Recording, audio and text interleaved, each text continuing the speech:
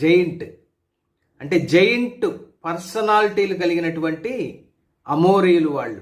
నిజానికి కనాను దేశంలో 7 జాతుల అన్య ప్రజలు ఉన్నారు. ఆ 7 జాతుల్లో ఒక జాతి అమోరీయుల జాతి.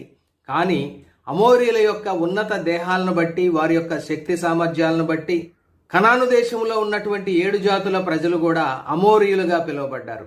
ఈ సంగతిని మనం ఆదికాండం గ్రంథం 15వ అధ్యాయం 16వ వచనంలో చూస్తాం. తదుపరి అనేక పాత నిబంధన పుస్తకాల్లో కనాను ప్రజలను అమోరీయులు అని పిలవడం కూడా మనం గమనించగలం. ఎందుకు ఆ కనాను దేశంలో నివసిస్తున్నటువంటి 6 జాతుల కనానీయులందరూ కూడా అమోరీయులని పిలువబడ్డారంటే వారి యొక్క ఆకారాలను బట్టి, వారి ఎత్తు ఎంత ఉంటుంది, వారు ఎంత బలం గలవారు అనడానికి ఒక గొప్ప రుజువు ఏంటంటే ఆమోస్ గ్రంథం 2వ అధ్యాయం 9-10 వచనాల్లో అమోరీయుల గురించి మాట్లాడుతూ ఆమోస్ ప్రవక్త దేవదా